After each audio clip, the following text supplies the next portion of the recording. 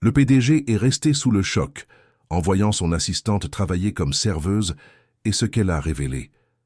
Julien Gauthier n'aurait jamais imaginé qu'une simple réunion d'affaires changerait complètement sa vision de la personne qui travaillait à ses côtés depuis 3 ans. L'entrepreneur de 42 ans avait bâti son entreprise à partir de zéro et était fier d'entretenir des relations strictement professionnelles avec tous ses employés. Ce fut lors d'un dîner important au restaurant étoilé, le plus prestigieux, que sa vie prit un tour complètement différent. Julien attendait ses partenaires d'affaires lorsqu'il vit une silhouette familière s'approcher des tables avec un plateau à la main. Pendant quelques secondes, il crut rêver, mais lorsque la femme tourna le visage, il n'y avait plus aucun doute. Amélie Lefebvre, son assistante personnelle, était là, travaillant comme serveuse. La découverte le laissa complètement déconcerté. Amélie arrivait toujours ponctuellement à 8 heures du matin et repartait rigoureusement à 6 heures du soir. Elle n'était jamais en retard, ne manquait jamais un jour et gardait toujours une posture irréprochable au bureau. Comment était-il possible qu'elle soit là à ce moment précis, à servir les tables avec la même élégance qu'elle mettait à organiser son agenda? Julien l'observa discrètement, tandis qu'elle s'occupait d'une table d'hommes d'affaires. Il remarqua comme elle souriait poliment même lorsque l'un des hommes parlait grossièrement, comme elle gardait patience quand un autre se plaignait de la température de la soupe. C'était la même Amélie qu'il connaissait au bureau, mais dans un contexte complètement différent. Lorsqu'elle l'aperçut enfin, la réaction fut instantanée.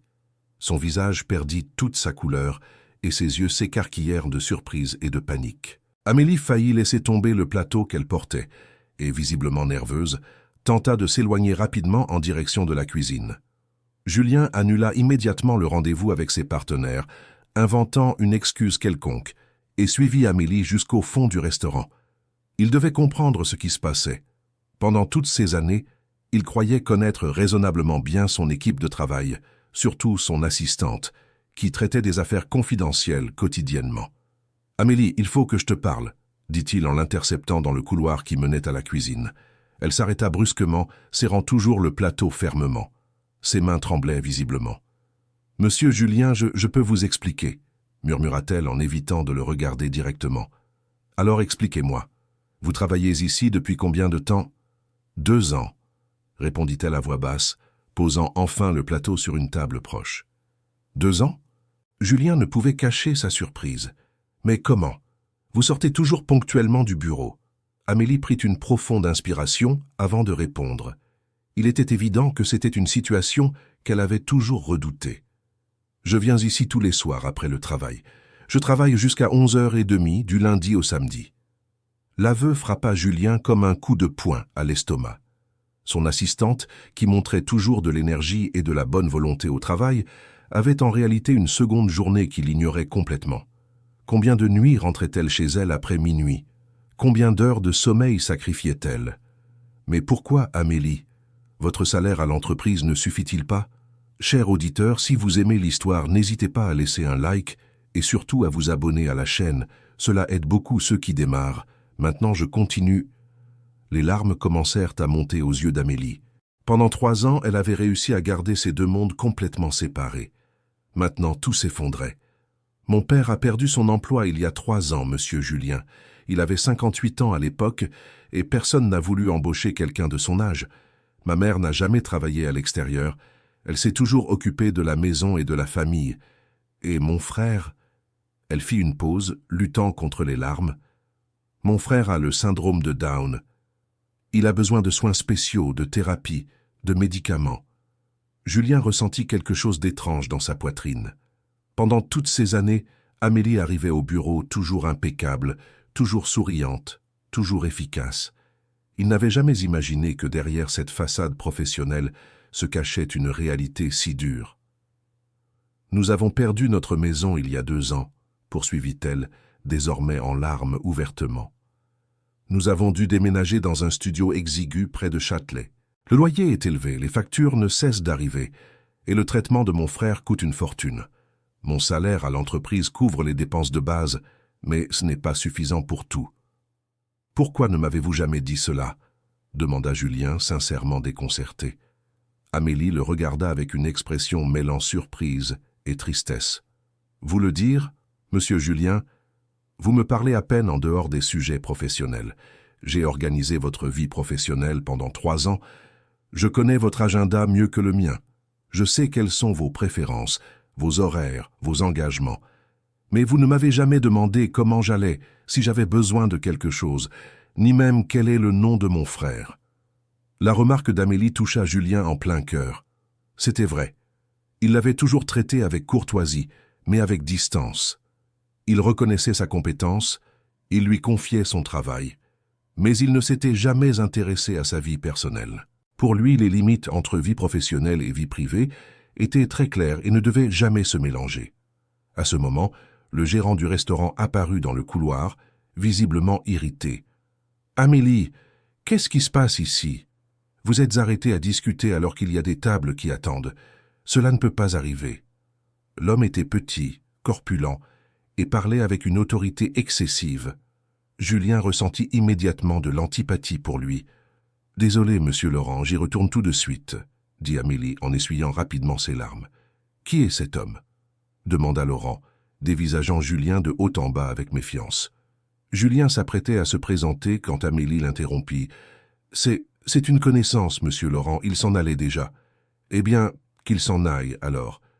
Ici, ce n'est pas un lieu pour les visites sociales, » dit Laurent sèchement. C'est à ce moment que Julien perdit patience. La manière dont cet homme traitait Amélie, la personne qu'il reconnaissait comme l'une des employées les plus compétentes qu'il ait jamais eues, était inacceptable. « En réalité, je suis Julien Gauthier, directeur de Gauthier Conseil, » dit-il, tendant la main à Laurent. L'effet fut immédiat. Laurent connaissait l'entreprise de Julien, l'un des plus grands cabinets de conseil de la ville, et savait exactement qui il était. Son visage changea complètement d'expression. « Monsieur Gauthier, quel honneur de vous avoir ici, » dit Laurent presque en s'inclinant tellement il était révérencieux. « J'espère que vous avez apprécié le dîner. Amélie est l'une de nos meilleures employées, toujours très dévouée. » Vraiment ? Julien regarda directement Amélie qui était visiblement mal à l'aise face à la situation. C'est intéressant comme les personnes compétentes sont valorisées différemment selon l'endroit où elles se trouvent, n'est-ce pas? Le commentaire était subtil mais chargé de sens. Laurent, nerveux, tenta de changer de sujet. « Vous désirez quelque chose? Je peux vous offrir notre table VIP, une bouteille de notre meilleur vin. »« Non, merci. J'ai déjà mangé et je dois y aller, » dit Julien, regardant toujours Amélie. « Mais j'aimerais beaucoup poursuivre notre conversation demain, si possible. » Amélie se contenta d'acquiescer de la tête, visiblement émue et troublée par toute la situation. Julien sortit du restaurant, l'esprit bouillonnant. Sur le chemin du retour, il ne put s'empêcher de penser à tout ce qu'il venait d'apprendre. Amélie travaillait 14 heures par jour, 6 jours par semaine, pour faire vivre toute une famille. Pendant ce temps, lui se plaignait quand il devait travailler au-delà de 8 heures ou jeter un œil à ses emails pendant le week-end. En arrivant à son appartement, un espace spacieux et confortable dans le 16e arrondissement, Julien se servit un cognac de réserve et resta sur le balcon à observer la vue sur la ville. Combien d'autres employés de l'entreprise traversaient des difficultés similaires? Combien d'autres histoires personnelles ignorait-il totalement? Le lendemain matin, Amélie arriva au bureau à l'heure habituelle, mais il était visible qu'elle avait passé une nuit difficile. Ses yeux étaient gonflés à force de pleurer et elle évitait de regarder Julien directement. « Bonjour, monsieur Julien, » dit-elle en déposant les documents du jour sur son bureau, comme elle le faisait toujours. « Bonjour, Amélie. Pouvons-nous parler dans mon bureau ?» Elle acquiesça et le suivit, fermant la porte derrière elle. Julien lui indiqua l'un des fauteuils face à son bureau, mais elle préféra rester debout. « Amélie, asseyez-vous, je vous en prie, ce n'est pas un entretien formel. » Elle obéit, mais garda une posture tendue, comme si elle s'attendait à une remontrance ou, pire, à un licenciement. « J'ai passé toute la nuit à réfléchir à notre conversation d'hier, » commença Julien. « Et je dois vous présenter mes excuses. »« Des excuses ?» dit-elle, semblant sincèrement surprise. « Oui, des excuses pour avoir été un chef si distant pendant toutes ces années. Des excuses pour n'avoir jamais demandé si vous alliez bien, si vous aviez besoin de quelque chose, ou s'il y avait quoi que ce soit que je puisse faire pour vous aider. » Amélie resta silencieuse, mais ses larmes recommencèrent à couler. « Vous avez toujours été une employée exemplaire, Amélie. Votre organisation, votre efficacité, votre dévouement sont irréprochables. J'ai confiance en vous plus qu'en toute autre personne de cette entreprise, mais je vous parle en tant qu'être humain. Monsieur Julien, vous n'avez pas besoin de vous excuser. La vie personnelle et le travail sont deux choses distinctes. J'ai toujours su cela. Mais cela ne devrait pas être le cas, dit-il, surprenant autant Amélie que lui-même. Une entreprise est faite de personnes, pas de machines. Et les personnes ont des besoins, des problèmes, des familles, des rêves. Comment ai-je pu l'ignorer si longtemps? Amélie le regarda enfin dans les yeux. Il y avait un mélange de surprise, de gratitude et encore un peu de méfiance dans son expression. « Qu'est-ce que vous voulez savoir ?»« Tout. Je veux connaître votre famille, comprendre vos difficultés, voir comment je peux vous aider. Et je ne parle pas seulement de vous, mais de tous les employés. Je dois être un meilleur chef, un meilleur être humain. » Pendant l'heure qui suivit, Amélie raconta des détails que Julien n'aurait jamais imaginés. Son père, Bernard, avait été mécanicien pendant 30 ans dans le même atelier. Quand l'atelier avait fermé, il avait désespérément tenté de trouver un autre emploi, mais l'âge était toujours un obstacle. Finalement, il avait abandonné ses recherches et sombré dans la dépression. Sa mère, Monique, avait toujours été femme au foyer. Elle avait élevé ses 2 enfants avec dévouement, mais n'avait jamais développé de compétences professionnelles. À 55 ans, elle essayait d'apprendre à se servir d'un ordinateur pour peut-être obtenir un emploi à temps partiel. Le frère d'Amélie, Théo, avait 24 ans et était atteint du syndrome de Down. C'était un jeune homme affectueux et joyeux, mais il nécessitait une surveillance constante et des traitements coûteux. L'ergothérapie, l'orthophonie et la kinésithérapie absorbaient une grande partie des revenus du foyer. « Nous étions une famille de classe moyenne », expliqua Amélie. « Nous n'étions pas riches, mais nous vivions confortablement. Nous avions notre maison, une voiture, nous arrivions à payer les factures et il restait même un peu d'argent pour les loisirs. Quand papa a perdu son emploi, tout a changé du jour au lendemain. Et vous avez assumé la responsabilité de toute la famille, observa Julien. J'étais la seule à avoir un emploi stable, et grâce à vous d'ailleurs. Cette entreprise m'a donné l'opportunité dont j'avais besoin. Mais un seul salaire ne suffisait pas pour 4 personnes, surtout avec les besoins particuliers de Théo. Julien posa quelques questions sur les dépenses de la famille et fut impressionné par la capacité de gestion financière d'Amélie. Elle avait des tableurs détaillés, contrôlait chaque centime qui entrait et sortait, négociait des échéanciers, cherchait toujours les meilleures options de prix pour tout. Elle était plus organisée avec ses finances personnelles que beaucoup d'entrepreneurs qu'il connaissait. « Et comment arrivez-vous à maintenir votre rendement au travail après une journée aussi intense ?» demanda-t-il. « Le café, » sourit-elle pour la première fois de la conversation. « Beaucoup de café. Et la nécessité, monsieur Julien. Quand vous savez que 4 personnes dépendent de vous, vous trouvez des forces que vous ne saviez même pas avoir. » Après qu'Amélie fut retournée au travail, Julien resta seul dans son bureau réfléchissant à tout ce qu'il avait découvert. Il prit le téléphone et appela Laurent, son comptable personnel. « Laurent, j'ai besoin que vous fassiez une recherche pour moi.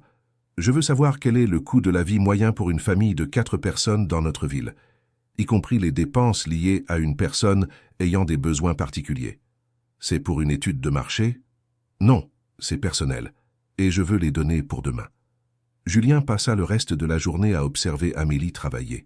Il remarqua comment elle arrivait toujours 15 minutes avant l'heure, comment elle organisait non seulement son propre emploi du temps, mais aussi anticipait ses besoins à lui, comment elle traitait tous ses collègues avec gentillesse, même lorsqu'elle était visiblement fatiguée. En fin d'après-midi, il prit une décision impulsive. Il prit sa voiture et se rendit au restaurant où elle travaillait. Il voulait voir de ses propres yeux à quoi ressemblait son environnement de travail et surtout parler avec le gérant, Laurent. Le restaurant était vide en milieu d'après-midi. Laurent le reçut avec un enthousiasme exagéré, attendant clairement une sorte d'avantage de sa connexion avec Amélie. « Monsieur Gauthier, quel plaisir de vous revoir. En quoi puis-je vous être utile ?»« En réalité, je suis venu pour parler d'Amélie, » dit Julien directement. « Ah, c'est une employée exemplaire. Elle n'arrive jamais en retard, ne s'absente jamais, toujours polie avec les clients. Une perle rare dans le secteur de la restauration. Et comment la traitez-vous ici ?» La question prit Laurent au dépourvu. Il hésita avant de répondre. « Eh bien, nous traitons tous nos employés avec respect et professionnalisme. y compris en lui criant dessus en plein service lorsqu'elle parle à quelqu'un pendant 2 minutes? Laurent devint rouge. Il était évident que Julien avait été témoin de la scène de la veille. Monsieur Gauthier, je ne faisais que maintenir la discipline. Rien de personnel contre Amélie. Et quel est son salaire ici? C'est confidentiel. Laurent, je suis entrepreneur depuis plus de 15 ans. Je connais les salaires pratiqués dans le secteur. Je veux juste confirmer une information. À contre-cœur, Laurent révéla qu'Amélie gagnait à peine un peu plus que le SMIC, en travaillant 6 soirs par semaine, y compris les samedis. Elle n'avait aucun avantage, pas de congé payé, aucune forme de sécurité d'emploi. « Et elle ne s'est jamais plainte de rien ?» demanda Julien. « Jamais. Au contraire, elle a toujours été reconnaissante pour cette opportunité.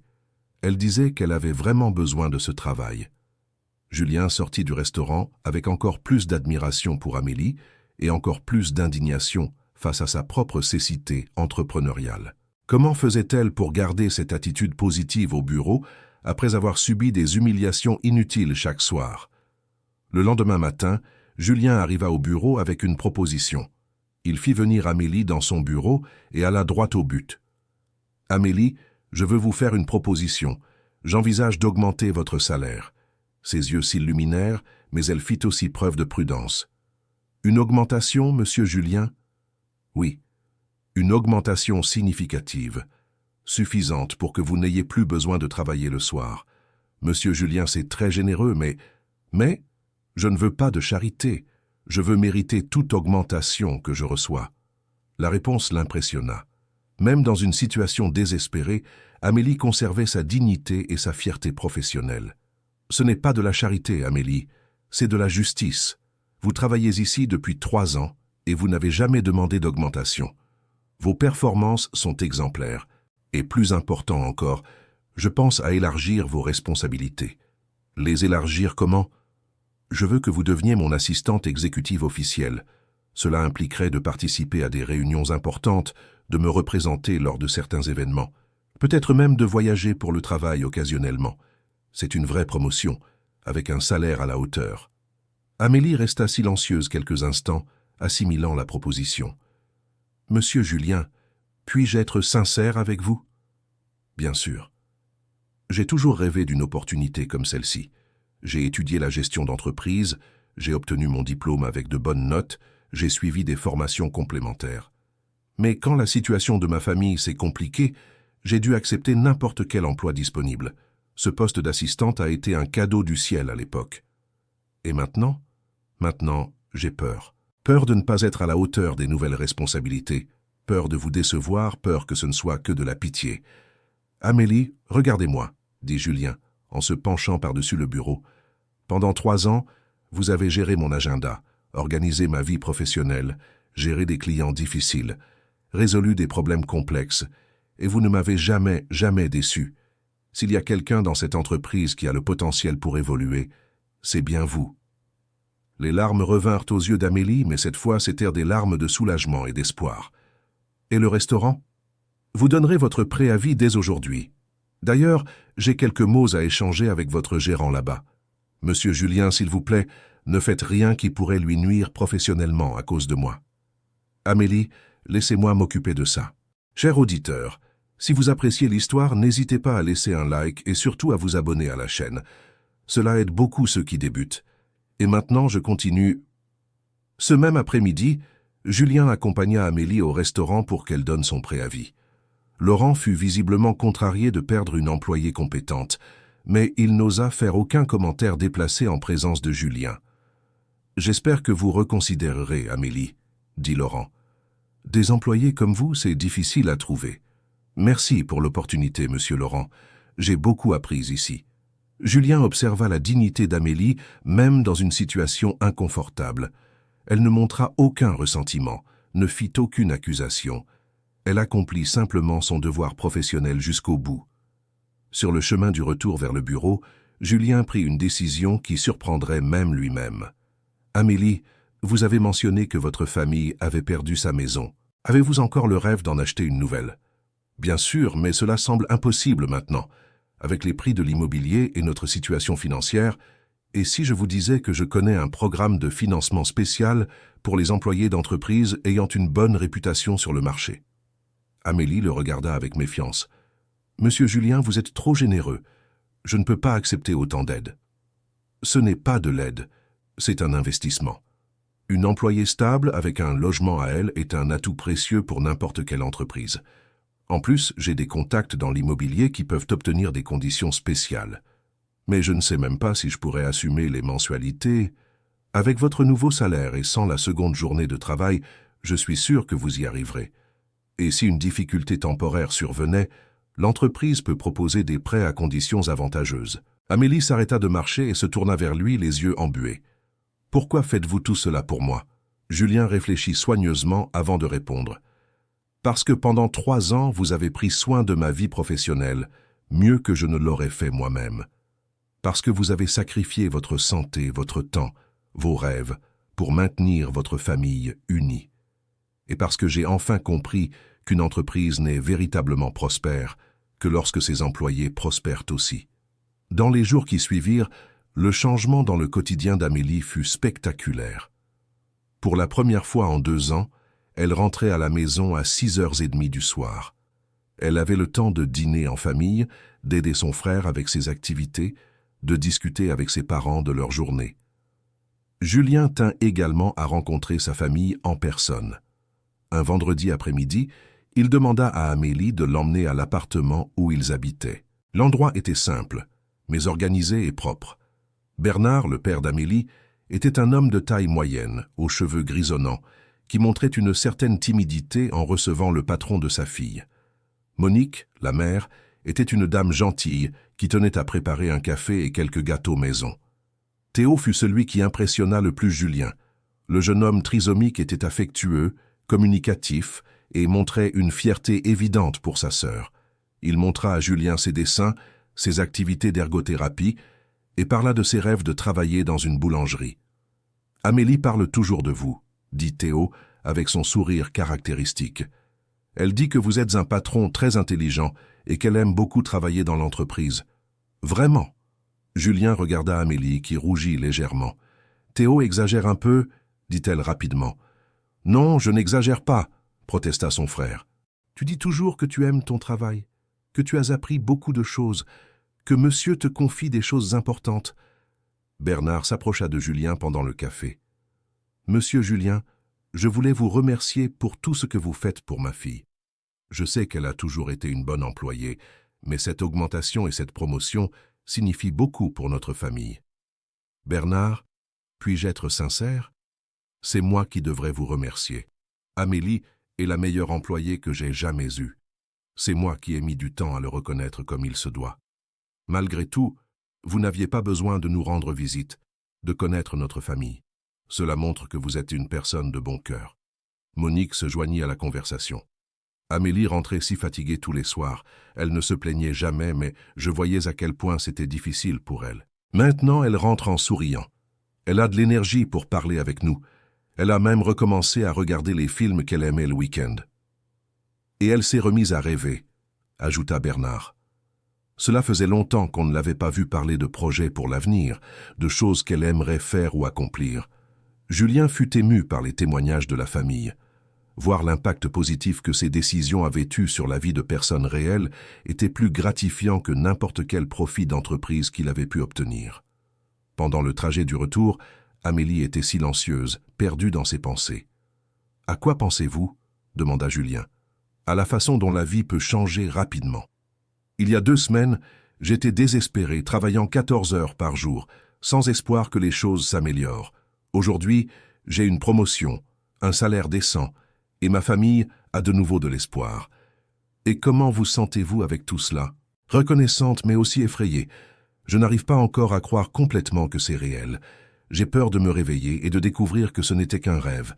Amélie, je peux vous garantir que c'est réel. Et qui plus est, ce n'est que le début. Vous avez le potentiel pour grandir bien davantage dans cette entreprise. Monsieur Julien, puis-je vous poser une question personnelle? Bien sûr. Qu'est-ce qui vous a fait changer? Pourquoi avez-vous décidé de vous intéresser à la vie des employés maintenant? Julien réfléchit quelques instants avant de répondre.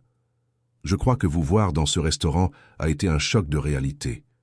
J'ai compris que j'étais devenu le genre de patron qui ne voit que des chiffres, des rapports, des résultats. J'avais oublié que derrière chaque poste, il y a une personne avec des rêves, des peurs, des besoins, une famille. Mais vous avez toujours été juste avec nous. Juste peut-être, mais pas humain. Il y a une différence entre traiter les employés de façon correcte et les traiter comme des êtres humains à part entière. Dans les mois qui suivirent, Julien mit en place plusieurs changements dans l'entreprise. Il instaura des réunions mensuelles individuelles avec chaque employé, non seulement pour évaluer les performances, mais aussi pour connaître leurs aspirations personnelles et professionnelles. Il créa un programme d'avantages qui comprenait une mutuelle étendue aux familles, une aide à la formation et même un accompagnement financier personnel. Amélie s'adapta rapidement à ces nouvelles responsabilités. Elle participait à des réunions importantes, représentait l'entreprise lors d'événements et avait même commencé à étudier l'anglais pour pouvoir accompagner Julien lors de futurs voyages d'affaires à l'international. Un jour, environ 4 mois après la découverte au restaurant, Julien reçut un appel qui allait de nouveau changer le cours des événements. « Monsieur Julien ?» C'était Amélie, et sa voix tremblait. « Amélie, qu'est-ce qui s'est passé ?»« C'est mon père. Il a trouvé un emploi. C'est fantastique. Où ?»« Une entreprise de maintenance de bâtiments. Le salaire n'est pas très élevé, mais c'est un emploi honnête avec un contrat à durée indéterminée. Il était tellement heureux quand il m'a raconté qu'il a failli pleurer. Comment a-t-il réussi ? Vous vous souvenez de votre client, Monsieur Lefort, qui possède plusieurs entreprises? Je m'en souviens. Il discutait avec moi la semaine dernière des difficultés à trouver des employés expérimentés et fiables. J'ai fini par lui parler de mon père, de son expérience de mécanicien, de son besoin de travailler. Monsieur Lefort a demandé son CV et hier il l'a appelé pour lui proposer le poste. Julien sourit. Il avait encouragé Amélie à créer des liens professionnels et à développer son réseau lors des événements auxquels elle participait. C'était gratifiant de voir qu'elle saisissait les opportunités. Et votre mère, comment va-t-elle? Elle a commencé un cours d'informatique de base au centre communautaire. Elle veut essayer de trouver un emploi à temps partiel quand elle aura terminé. Elle dit qu'elle n'en peut plus de rester à la maison sans rien faire de productif. Et Théo? Théo adore les nouvelles thérapies que nous arrivons à payer. Il est plus communicatif, plus indépendant. Le thérapeute a dit qu'il a le potentiel pour obtenir un emploi supervisé à l'avenir. La famille d'Amélie se reconstruisait, et cela générait une énergie positive qui contaminait tout le bureau. D'autres employés commencèrent à s'ouvrir à Julien, partageant leurs défis et leurs aspirations personnelles. Valérie, la réceptionniste, révéla qu'elle étudiait la comptabilité le soir et rêvait de travailler dans le secteur financier. Julien l'encouragea à faire un stage interne au département comptable de l'entreprise. Étienne, le chauffeur, raconta que sa femme avait un petit atelier de couture et qu'il aimerait en apprendre davantage sur l'entrepreneuriat. Julien l'invita à participer à certaines réunions sur la gestion des petites entreprises. Claire, la femme de ménage, mentionna que sa fille adolescente était une excellente élève et rêvait de faire des études de médecine, mais que la famille n'avait pas les moyens de payer une université privée. Julien créa un programme de bourse d'études pour les enfants d'employés ayant de bons résultats académiques. L'entreprise commença à avoir une atmosphère complètement différente. Les employés arrivaient plus motivés, travaillaient avec plus de dévouement et le turnover disparut pratiquement. Les clients commentaient l'excellent service et la qualité des prestations. 1 an après la rencontre au restaurant, Julien était dans son bureau en train de réviser les rapports annuels quand Amélie entra avec une expression mystérieuse. « Monsieur Julien, je dois vous parler de quelque chose d'important. » Son ton le rendit inquiet. Serait-ce un problème familial, une insatisfaction au travail? « Bien sûr, Amélie. Asseyez-vous. »« Monsieur Julien, depuis quelques mois, je réfléchis à une idée. Je voulais votre avis avant de prendre une décision. Je vous écoute. Vous vous souvenez que j'ai étudié la gestion des entreprises? Je m'en souviens. Eh bien, je pensais faire un master en gestion des ressources humaines. Julien sourit, soulagé. Vous pensez que c'est une bonne idée? Je pense que c'est excellent. L'entreprise peut même financer vos études. Je considère cela comme un investissement dans notre avenir. Merci, mais en réalité, je voulais payer avec mon propre argent. Vous savez pourquoi? Pourquoi? Parce que pour la première fois depuis des années, j'ai les moyens financiers d'investir en moi-même. Et c'est une sensation incroyable. Les larmes revinrent à ses yeux, mais c'étaient des larmes de gratitude et de fierté. « Amélie, vous avez toujours eu les moyens d'investir en vous-même. Ce qui vous manquait, c'était des opportunités. » « C'est vrai, mais maintenant j'ai les deux. » 2 ans plus tard, Amélie termina son diplôme de 3e cycle avec mention. Julien créa officiellement le département des ressources humaines de l'entreprise et la nomma directrice du secteur. Elle fut responsable de la mise en place de programmes innovants de bien-être des employés qui devinrent rapidement une référence sur le marché. Sa famille acheta une maison, un bien simple mais confortable, avec un petit jardin où Théo cultivait ses plantes. Bernard était depuis 2 ans au même poste et avait été promu superviseur. Monique décrocha un travail à temps partiel dans une école, aidant au secrétariat et adorant côtoyer les enfants. Théo, maintenant âgé de 27 ans, obtint un emploi supervisé dans une boulangerie locale, où il était apprécié de tous les clients grâce à sa gentillesse et son dévouement. Son rêve était devenu réalité. Lors de la fête célébrant les 3 ans de la restructuration de l'entreprise, que Julien décida de célébrer avec tous les employés et leurs familles, il prononça un discours émouvant. « Il y a 3 ans, je pensais tout savoir de la gestion d'entreprise. Je me concentrais uniquement sur les chiffres, les résultats, les profits. Mais une découverte fortuite m'a fait réaliser que je ne comprenais rien au cœur d'une entreprise, les personnes. » Tous les invités écoutaient attentivement, surtout Amélie et sa famille, qui occupaient une table spéciale. Une employée exemplaire travaillait une double journée pour subvenir aux besoins de sa famille, et je l'ignorais totalement. Elle portait d'énormes responsabilités avec dignité et ne s'est jamais plainte. Cela m'a fait remettre en question tout ce que je croyais savoir sur le leadership et la réussite entrepreneuriale. Aujourd'hui, notre entreprise n'est pas seulement plus rentable qu'il y a 3 ans. Elle est plus humaine, plus heureuse, plus prospère au sens le plus large du terme. Nos employés ne sont pas de simples salariés, ce sont des partenaires dans la construction de quelque chose de plus grand. Julien regarda directement Amélie. Et tout cela a commencé avec une personne qui m'a appris que le véritable succès se mesure à la capacité d'élever ceux qui nous entourent. L'assistance applaudit avec enthousiasme. Amélie se leva et s'approcha du micro. « Monsieur Julien, puis-je dire quelques mots ?»« Bien sûr, je vous en prie. Il y a 3 ans, j'étais perdu. Je travaillais sans relâche, mais il semblait que cela ne suffisait jamais. Je sentais que je décevais ma famille parce que je n'arrivais pas à leur offrir la vie qu'ils méritaient. Quand vous m'avez trouvé dans ce restaurant, j'ai cru que c'était la fin de tout, que j'allais perdre l'emploi que j'aimais le plus, que ma carrière serait ruinée pour toujours. Mais vous m'avez appris quelque chose de fondamental, que nos erreurs ne définissent pas qui nous sommes, et que parfois nos plus grandes faiblesses peuvent devenir nos plus grandes forces. Aujourd'hui, je ne suis pas seulement une meilleure employée, je suis une meilleure fille, une meilleure sœur, une meilleure personne. Et cela n'a été possible que parce que quelqu'un a cru en moi quand je ne croyais plus en moi-même. Merci, monsieur Julien.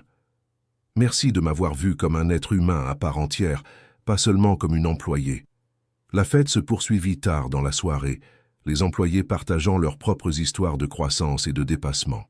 Julien observait tout avec une profonde satisfaction, sachant qu'il avait trouvé une forme de réussite bien plus gratifiante qu'il ne l'avait imaginé possible. Quelques mois plus tard, Amélie apporta une proposition innovante à Julien. « Monsieur Julien, et si nous créions un programme pour d'autres entreprises de la ville ? » « Quel genre de programme ? » « Un programme d'humanisation des entreprises. Nous pouvons apprendre à d'autres entrepreneurs à mieux connaître leurs employés, à créer des environnements de travail plus sains et plus productifs. C'est une idée intéressante. Tu crois que le marché serait intéressé ? J'en suis certaine. J'ai discuté avec plusieurs personnes lors des événements auxquels nous assistons. Beaucoup d'entrepreneurs sentent qu'il manque quelque chose dans leur entreprise, mais ils ne savent pas exactement quoi. Et comment cela fonctionnerait-il ? Des ateliers, des conférences, du conseil personnalisé. Nous pourrions partager notre expérience, montrer les résultats concrets que nous avons obtenus, aider d'autres entreprises à mettre en place des changements similaires. Julien était enthousiasmé par l'idée. C'était une façon d'élargir l'impact positif qu'ils avaient réussi à créer. « Amélie, je pense que tu devrais diriger ce projet. Tu as toute ma confiance et mon soutien. » « Vraiment ? Vraiment ? En fait, Je pense qu'il est temps que tu aies encore plus d'autonomie dans l'entreprise. Et si tu devenais mon associé minoritaire ?»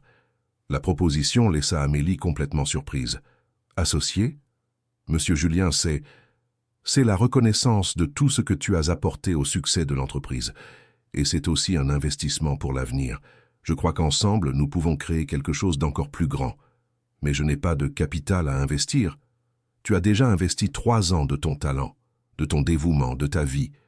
Cela vaut bien plus que de l'argent. » La conversation s'étendit sur des heures, à discuter des détails, des possibilités, des rêves pour l'avenir de l'entreprise.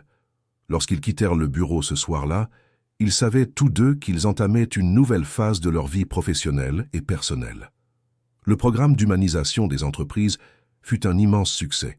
Des entreprises de toute la région sollicitaient leurs services, souhaitant apprendre comment créer des environnements de travail plus sains et plus productifs. Amélie révéla un talent naturel de conférencière, capable d'émouvoir des salles entières en racontant sa propre histoire de dépassement. Lors d'une des conférences les plus marquantes, elle dit « Bien souvent, nous, les employés, faisons semblant que notre vie personnelle n'existe pas pendant les heures de travail, et beaucoup de patrons préfèrent qu'il en soit ainsi parce qu'il est plus simple de ne considérer que la performance professionnelle. Mais nous sommes des êtres humains complets. Nous avons des familles, des problèmes, des rêves, des peurs. Lorsqu'un entrepreneur le reconnaît et se soucie véritablement du bien-être de son équipe, quelque chose de magique se produit. La productivité augmente, non pas parce que les gens sont forcés de travailler plus, mais parce qu'ils veulent donner le meilleur d'eux-mêmes à quelqu'un qui tient à eux. La loyauté devient réelle, fondée non plus uniquement sur le salaire, mais sur la reconnaissance et le respect mutuel. Et l'entreprise devient plus qu'un lieu de travail, elle devient une seconde famille, où chacun soutient la réussite des autres. Les paroles d'Amélie résonnaient chez des centaines d'entrepreneurs, dont beaucoup mirent en œuvre des changements significatifs dans leurs organisations après avoir assisté à ces conférences. Julien, observant le succès de ce partenariat, se rendit compte qu'il avait trouvé non seulement une associée compétente, mais une véritable amie, quelqu'un qui l'avait aidé à devenir non seulement un meilleur entrepreneur, mais un meilleur être humain. Lors d'une de leurs conversations les plus profondes, il confessa « Amélie, tu sais que tu as complètement changé ma vie ?»« Comment ça ?» ?»« Avant de connaître ton histoire, j'étais obsédé uniquement par le travail. Je n'avais pas de vrais amis, je m'entendais mal avec ma famille, je ne profitais pas des plaisirs simples de la vie.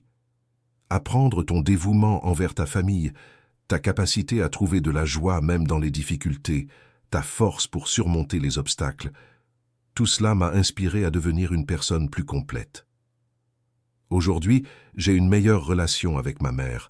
Je me suis fait de véritables amitiés. Je trouve du temps pour des hobbies que j'avais abandonnés. Paradoxalement, je travaille moins d'heures, mais je suis bien plus efficace et épanoui professionnellement. Monsieur Julien, d'ailleurs, je crois qu'après tout ce temps et tous ces changements, tu peux simplement m'appeler Julien. Très bien, Julien, sourit-elle. Puis-je dire que tu as aussi changé ma vie, non seulement financièrement, mais en termes d'estime de soi, de perspective d'avenir, de rêves que je ne savais plus que j'avais. Tu m'as appris que j'avais de la valeur, que mes idées comptaient, que je pouvais aspirer à de plus grandes choses. Et plus important encore, tu m'as appris que demander de l'aide n'est pas un signe de faiblesse, mais de courage. Leur amitié s'est renforcée au fil des années suivantes. Julien est devenu pratiquement un membre de la famille Lefebvre.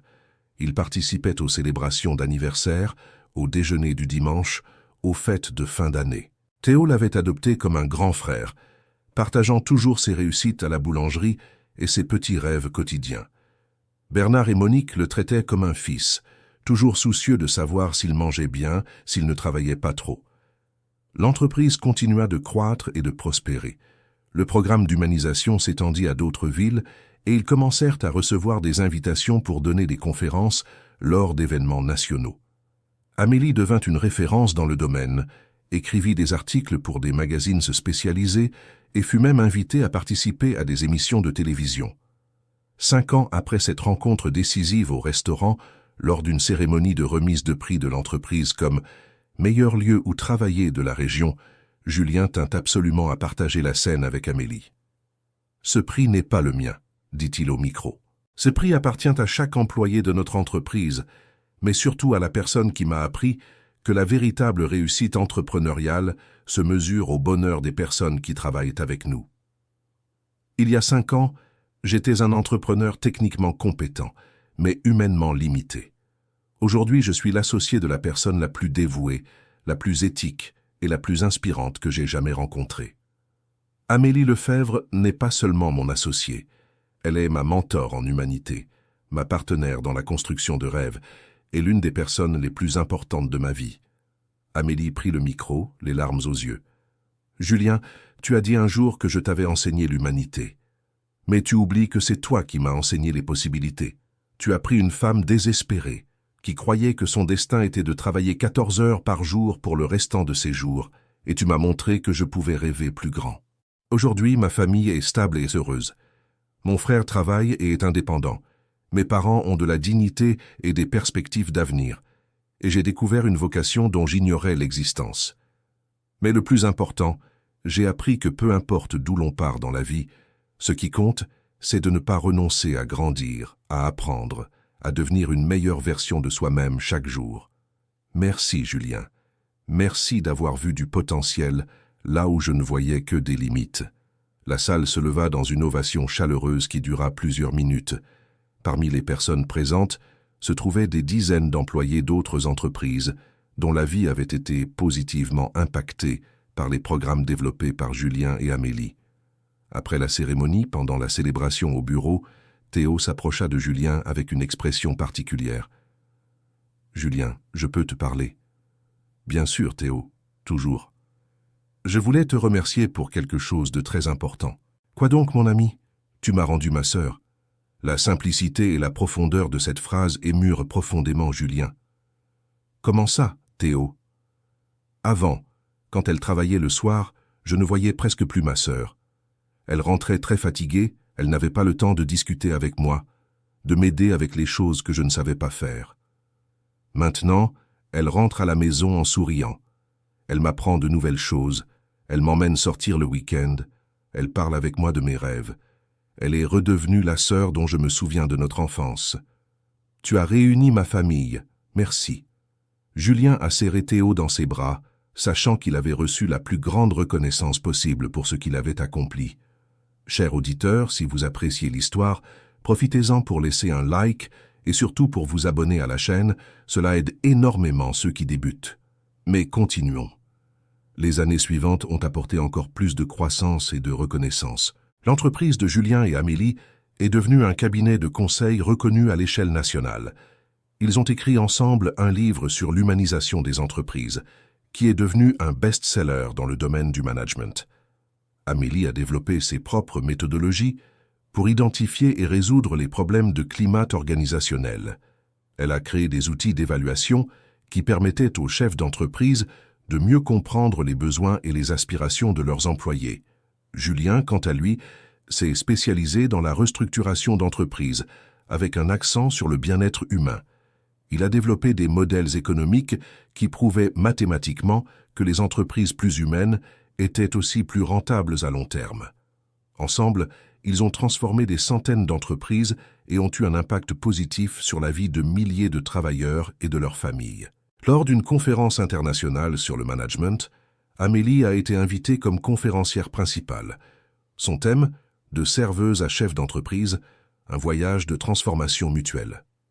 Il y a 8 ans, a-t-elle commencé devant un public de plus de 1000 personnes, j'étais une femme désespérée, travaillant en double journée pour subvenir aux besoins de ma famille, sans perspective d'avenir, croyant que mon destin était scellé. Mon patron était un homme compétent mais distant, concentré uniquement sur les résultats, qui ne savait rien de la vie personnelle de ses employés.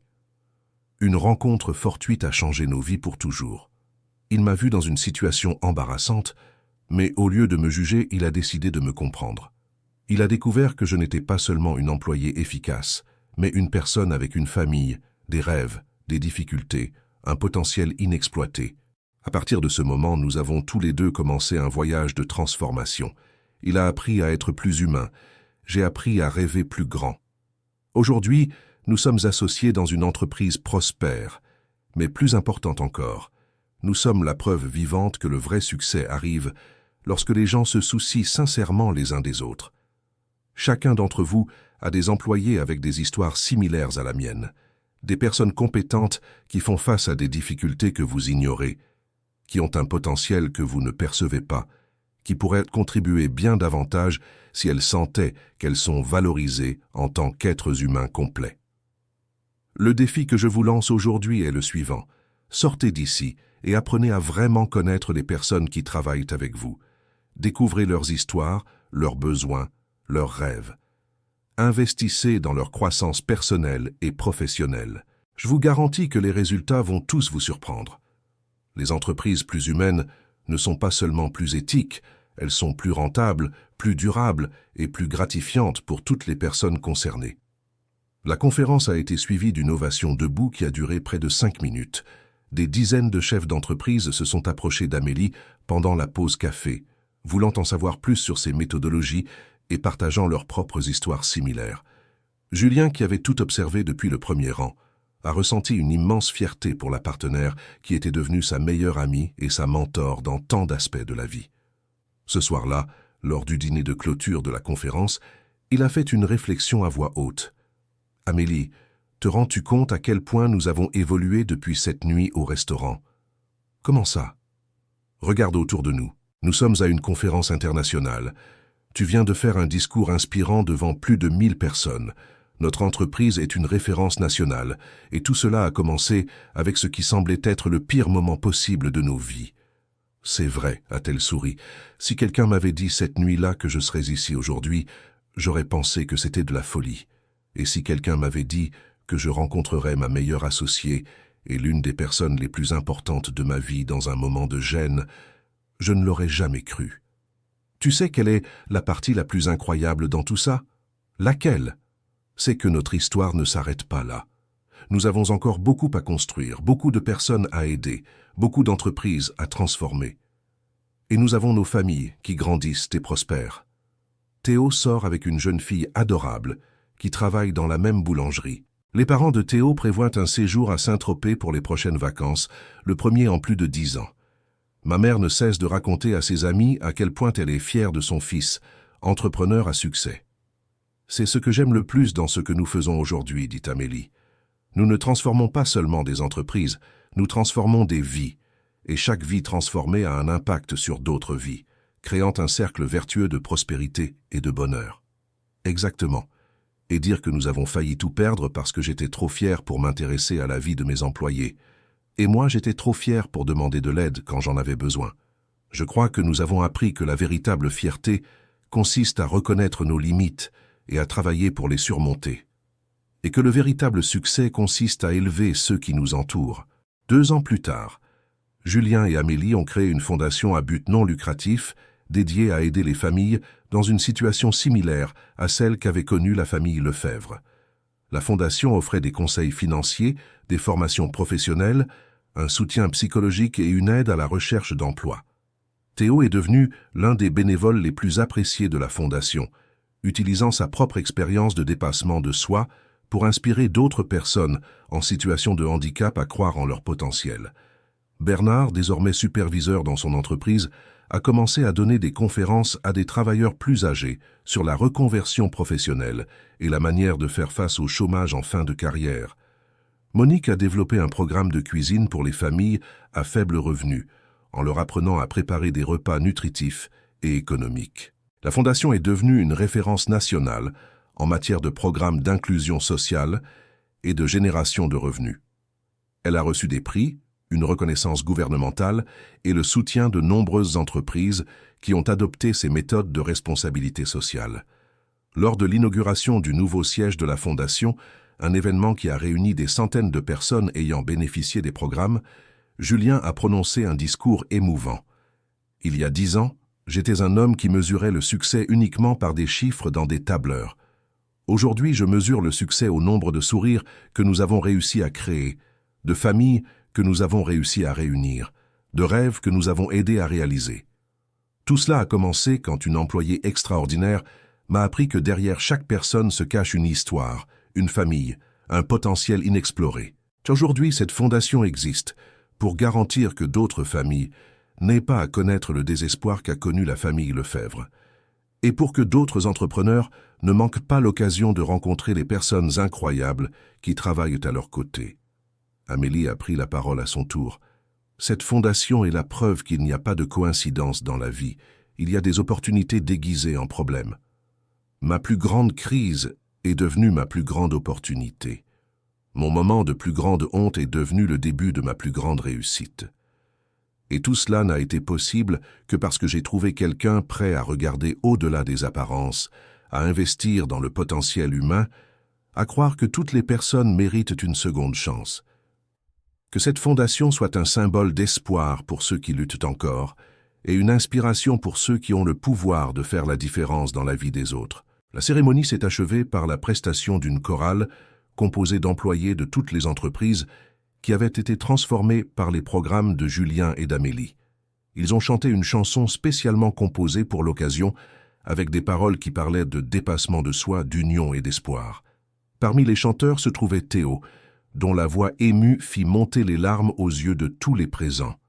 Sa présence sur scène symbolisait le parcours de toute la famille Lefebvre, de la lutte à la victoire, du désespoir à l'accomplissement. Ce soir-là, Julien et Amélie marchèrent ensemble jusqu'au parking, réfléchissant à tout ce qu'ils avaient construit au fil des années. « As-tu déjà pensé où nous serions aujourd'hui si je n'étais pas allé dans ce restaurant ce soir-là précisément ?» demanda Julien. « J'y pense parfois, » répondit Amélie. « Je travaillerais probablement encore en double journée. Tu serais encore un entrepreneur compétent mais solitaire, et des milliers de personnes n'auraient pas été touchées par nos programmes. C'est effrayant de voir comment de petites décisions peuvent tout changer. Ou comment l'univers conspire pour placer les bonnes personnes au bon endroit, au bon moment. Tu y crois? Je crois que lorsque nous sommes ouverts à apprendre et à grandir, les opportunités apparaissent. Et lorsque nous sommes prêts à aider les autres, nous recevons aussi de l'aide. Tu sais que je te considère comme l'une des personnes les plus importantes de ma vie, n'est-ce pas? Je sais. Et tu sais que tu es plus qu'un associé pour moi, tu es un frère que j'ai choisi d'avoir. Une famille que nous avons construite ensemble. Exactement. 15 ans après cette rencontre au restaurant, Julien et Amélie décidèrent d'écrire un second livre, cette fois axé sur les histoires réelles des familles et des entreprises qui avaient été transformées par leur programme. Le livre, intitulé « Rencontres qui transforment, histoire réelle de dépassement et d'humanisation des entreprises », devint un phénomène éditorial. Chaque chapitre racontait l'histoire d'une personne ou d'une famille qui avait été touchée positivement par les projets de la fondation ou du cabinet de conseil. L'une des histoires les plus émouvantes était celle de Madame Monique, une dame de 68 ans qui avait perdu son emploi de femme de ménage après 40 ans de travail.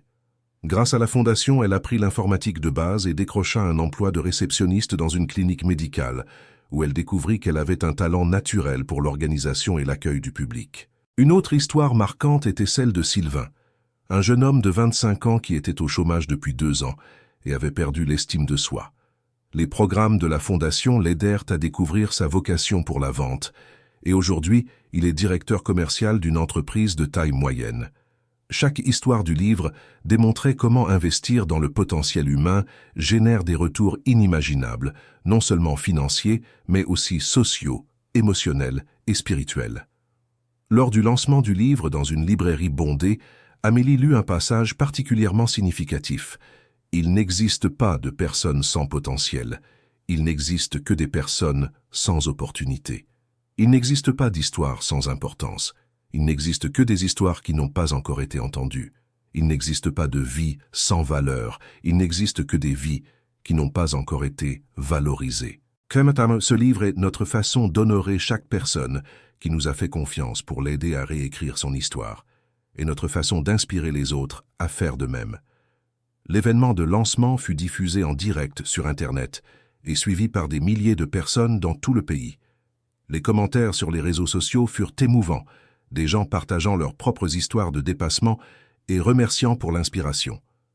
Une entrepreneuse d'une autre ville commenta « Après avoir lu votre premier livre, j'ai complètement changé la façon dont je traite mes employés. Aujourd'hui, nous avons une entreprise bien plus prospère et tout le monde est plus heureux. » Un jeune chômeur écrivit « L'histoire d'Amélie m'a donné le courage de ne pas renoncer à mes rêves. J'ai continué à chercher un emploi et j'ai finalement obtenu une opportunité. » Une mère célibataire dit « Vous m'avez appris que je peux aspirer à de plus grandes choses pour moi et pour mes enfants. » Je me suis remise à étudier et aujourd'hui je suis en licence de pédagogie. Chaque commentaire renforçait la conviction de Julien et Amélie d'être sur la bonne voie, en faisant la différence dans la vie des gens de manière concrète et durable. Lors d'une interview dans une émission de télévision à forte audience, le présentateur posa une question qui résumait parfaitement leur parcours. « Julien, Amélie, si vous pouviez revenir en arrière et éviter cette rencontre embarrassante au restaurant, le feriez-vous » Julien et Amélie échangèrent un regard et sourire. « Jamais », répondit Julien. Ce fut le moment le plus important de nos vies professionnelles et personnelles. C'est à ce moment-là que nous avons découvert que nos plus grands défis peuvent devenir nos plus grandes opportunités, ajouta Amélie, et que les bonnes personnes apparaissent dans nos vies exactement quand nous en avons besoin, même si nous ne le savions pas à l'époque. Si je pouvais changer quelque chose, dit Julien, ce serait d'avoir pris conscience de l'importance des gens bien plus tôt dans ma vie. Et moi, je changerais ma réticence à demander de l'aide quand j'en avais besoin, dit Amélie. J'ai appris que demander de l'aide est un signe d'intelligence, pas de faiblesse. Quel message aimeriez-vous laisser à ceux qui nous regardent en ce moment ? Demanda le présentateur. Qu'ils prêtent attention aux personnes qui les entourent, dit Amélie. Chaque personne a une histoire, a du potentiel, a quelque chose à apporter. Parfois, nous avons seulement besoin de quelqu'un qui croit en nous pour découvrir de quoi nous sommes capables. Et qu'il n'ait pas peur de se soucier sincèrement des autres, ajouta Julien. Prendre soin des personnes n'est pas seulement une question d'éthique, c'est une stratégie intelligente de vie et d'affaires. Lorsque nous élevons ceux qui nous entourent, nous sommes nous aussi élevés, conclurent-ils ensemble. L'interview eut un retentissement national. Des centaines d'entrepreneurs prirent contact pour mettre en œuvre des programmes similaires dans leurs entreprises. Des milliers de personnes partagèrent l'interview sur les réseaux sociaux, créant un mouvement spontané de valorisation humaine dans l'environnement professionnel. Des universités commencèrent à inclure des études de cas basées sur l'histoire de Julien et Amélie dans leurs cours de gestion. Des écoles de commerce les invitèrent tous deux à devenir professeurs invités, partageant leurs expériences avec les futures générations d'entrepreneurs. Le gouvernement créa un programme national basé sur les méthodologies qu'ils avaient développées, mettant en œuvre des politiques publiques d'humanisation du travail dans les instances nationales, régionales et municipales. 20 ans après cette rencontre transformatrice, Julien était dans son bureau en train de revoir les projets de la Fondation lorsque Amélie entra avec une grande nouvelle. « Julien, je viens de recevoir un appel téléphonique intéressant. » « De qui ?»« Du comité du Grand Prix national de l'entrepreneuriat social. Nous avons été sélectionnés comme finalistes dans la catégorie Impact transformateur. » « Sérieux ? C'est incroyable. Et tu sais quel sera le critère d'évaluation finale ? Lequel ?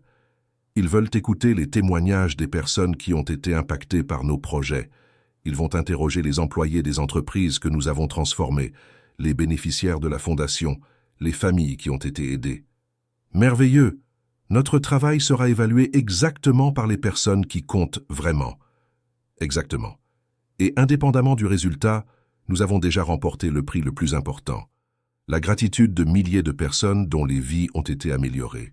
Lors de la cérémonie de remise des prix, organisée dans la capitale du pays, Julien et Amélie étaient accompagnés d'une délégation spéciale, Théo et ses parents, désormais âgés de plus de 70 ans, mais toujours actifs et fiers de leurs enfants. Théo, maintenant marié et père d'une petite fille, était devenu responsable à la boulangerie où il travaillait. Sa fille, malgré son jeune âge, montrait déjà la même sympathie et la même détermination que son père.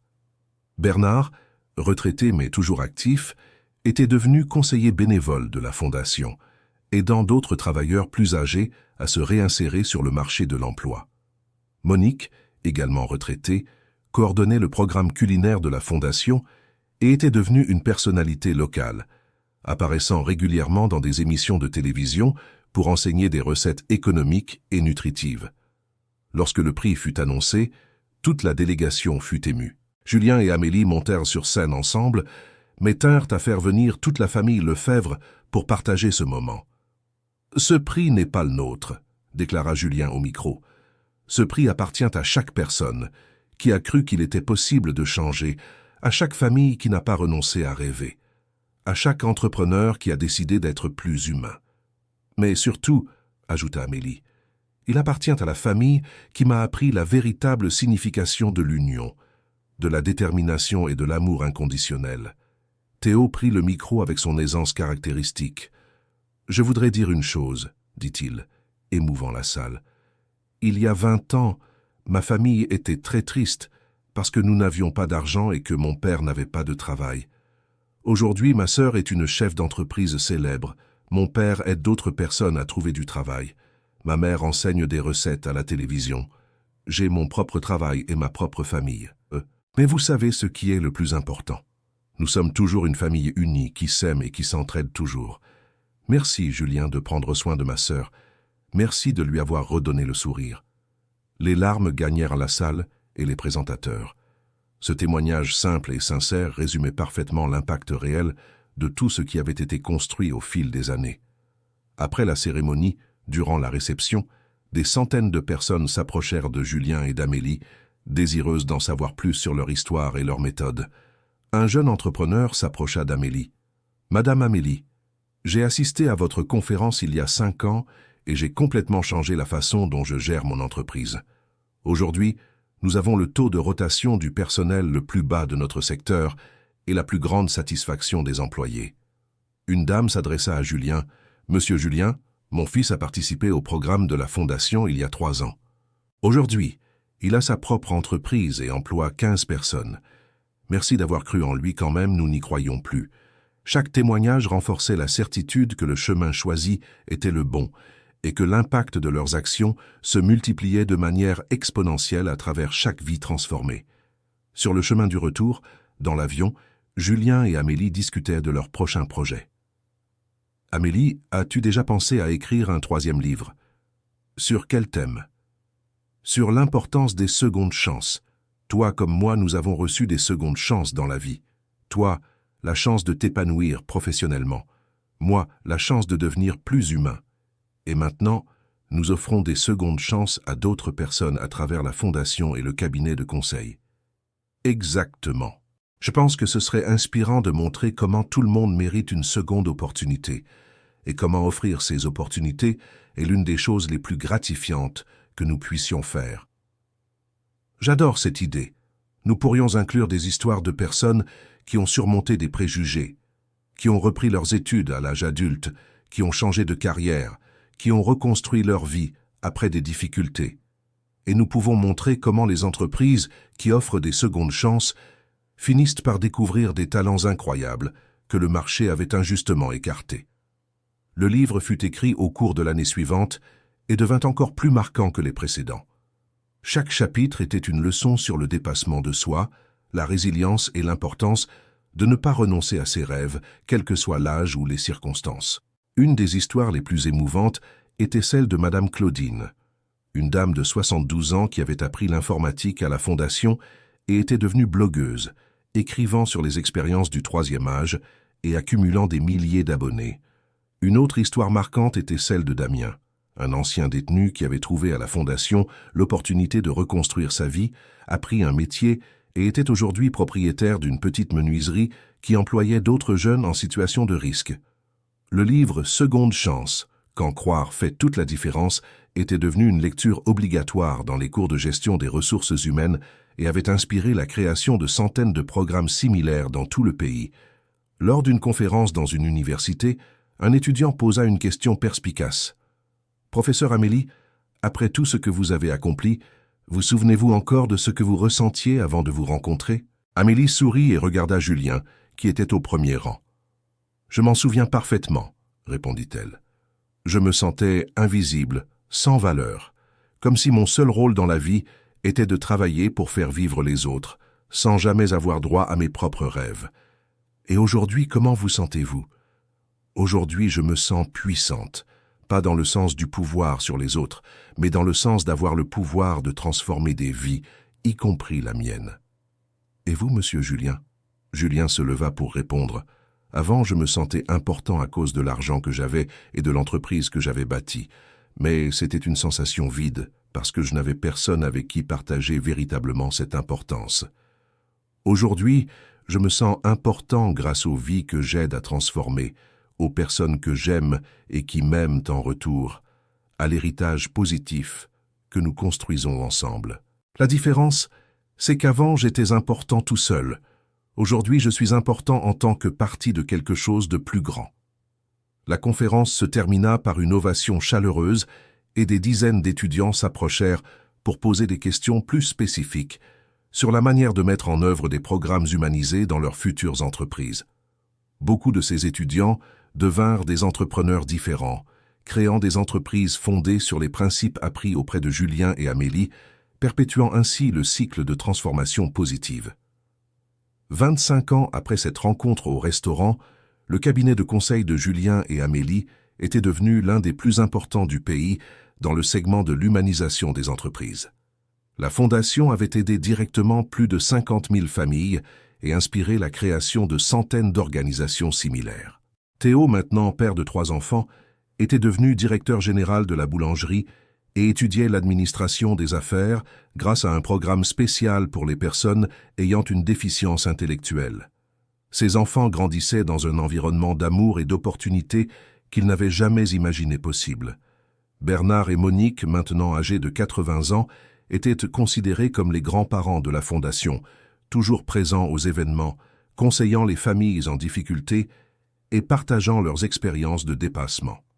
Leur histoire était devenue un symbole national, prouvant qu'il est possible de reconstruire sa vie à tout âge, inspirant des millions de personnes confrontées à des difficultés similaires. Lors d'une interview spéciale célébrant les 25 ans de la transformation, le journaliste posa une dernière question. Si vous pouviez laisser un seul message aux générations futures, quel serait-il? Julien et Amélie échangèrent un regard, comme ils le faisaient toujours avant de répondre aux questions importantes. Ne sous-estimez jamais le pouvoir d'une personne prête à aider une autre personne, dit Julien. Et ne sous-estimez jamais votre propre potentiel à surmonter toutes les difficultés, ajouta Amélie. Croyez que vos histoires sont encore en train de s'écrire et que vous avez le pouvoir de les rendre extraordinaires, dirent-ils ensemble. Et souvenez-vous toujours, peu importe d'où vous êtes partis, ce qui compte, c'est là où vous décidez d'arriver et combien de personnes vous parvenez à emmener avec vous dans cette aventure. La caméra se rapprochait lentement de Julien et d'Amélie qui souriaient, incarnant non seulement leur propre transformation, mais celle de milliers de vies touchées par leur histoire de résilience mutuelle. Le documentaire sur leur vie, sorti cette même année, remporta des prix internationaux et fut traduit dans plus de 20 langues, répandant à travers le monde le message que chacun mérite une chance de montrer son véritable potentiel. L'histoire qui avait commencé par une rencontre gênante dans un restaurant était devenue un mouvement mondial d'humanisation des relations de travail et de valorisation du potentiel humain.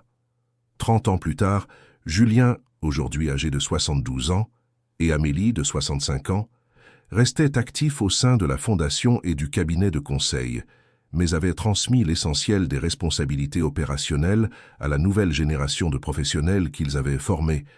Théo, aujourd'hui âgé de 54 ans et diplômé en administration, était devenu directeur exécutif de la Fondation, apportant une perspective unique en tant que personne en situation de handicap qui avait dépassé toutes les attentes. Ses enfants, désormais adultes, suivaient les traces de leur père et de leurs oncles et tantes de cœur, travaillant dans divers domaines de la responsabilité sociale et de l'entrepreneuriat humanisé. La famille Lefebvre, qui avait commencé par faire face à la perte de sa propre maison, possédait désormais une propriété rurale où elle organisait des événements de la Fondation et accueillait des familles pour des retraites de reconstruction familiale et professionnelle. Le lieu, connu sous le nom de Domaine de la Seconde Chance, était devenu un symbole d'espoir, où des personnes de tout le pays venaient chercher l'inspiration et les outils pour recommencer leur vie. Lors d'une des dernières interviews publiques qu'ils donnèrent ensemble, Julien et Amélie firent une réflexion finale sur leur parcours. « Regrettez-vous quelque chose de ces 30 années ?» demanda la journaliste. « Le temps que nous avons perdu avant de vraiment nous connaître, » répondit Amélie. « Nous avons travaillé dans le même environnement pendant 3 ans, sans que l'un connaisse l'histoire de l'autre. J'imagine combien d'autres histoires extraordinaires nous avons laissé passer faute d'avoir prêté attention aux personnes qui nous entouraient, ajouta Julien. Mais ce regret nous a appris quelque chose de fondamental. dit Amélie. Il nous a appris à valoriser chaque rencontre, chaque conversation, chaque occasion d'apprendre à connaître quelqu'un plus profondément. Et il nous a appris qu'il n'est jamais trop tard pour commencer à se soucier véritablement des autres, conclut Julien. L'interview se termina par des images de la dernière fête de la Fondation, où des centaines de familles aidées au fil des ans s'étaient réunies pour célébrer et partager leurs histoires de dépassement. Parmi toutes les personnes présentes, Théo se distinguait en tant que maître de cérémonie, faisant preuve d'une éloquence et d'une sagesse qui émouvaient tout le monde. Son propre parcours, de jeune homme en situation de handicap intellectuel à leader respecté, était la preuve vivante que le potentiel humain n'a pas de limite lorsqu'il rencontre les bonnes opportunités. Durant son discours, il dit quelque chose qui résuma parfaitement tout le parcours. « Il y a 30 ans, ma sœur pensait que sa vie était finie lorsque mon futur beau-frère l'a vu travailler au restaurant. Aujourd'hui, ils sont des exemples mondiaux de dépassement et de transformation. Cela m'a appris que nos pires moments peuvent devenir nos meilleurs commencements, que nos plus grandes hontes peuvent se transformer en nos plus grandes fiertés. Et que lorsqu'une personne décide d'aider une autre personne, le monde entier devient un peu meilleur. » Les applaudissements furent assourdissants, mais le plus émouvant fut de voir Julien et Amélie enlacés, pleurant d'émotion et de fierté, sachant qu'ils avaient créé bien plus qu'une entreprise ou une fondation. Haviam criado uma família estendida de milhares de pessoas, uma rede de transformação que continuaria crescendo muito além de suas próprias vidas, perpetuando a mensagem de que todos merecem uma chance de mostrar seu verdadeiro valor. A história do CEO, que ficou em choque ao ver sua assistente trabalhando de garçonete, havia se tornado muito mais do que uma história de superação individual. Havia se tornado um movimento, uma filosofia, um legado de amor, esperança e transformação que tocaria gerações futuras. E tudo havia começado com um encontro aparentemente casual em um restaurante, provando que o destino às vezes usa os momentos mais improváveis para escrever as histórias mais extraordinárias. Fim da história. Esta foi uma história fictícia criada para tocar nossos corações. Agora nos conte o que achou. Você acredita que pequenos gestos podem transformar vidas inteiras? Compartilhe nos comentários sua opinião sobre esta jornada de superação. E não se esqueça de se inscrever no canal para mais histórias emocionantes.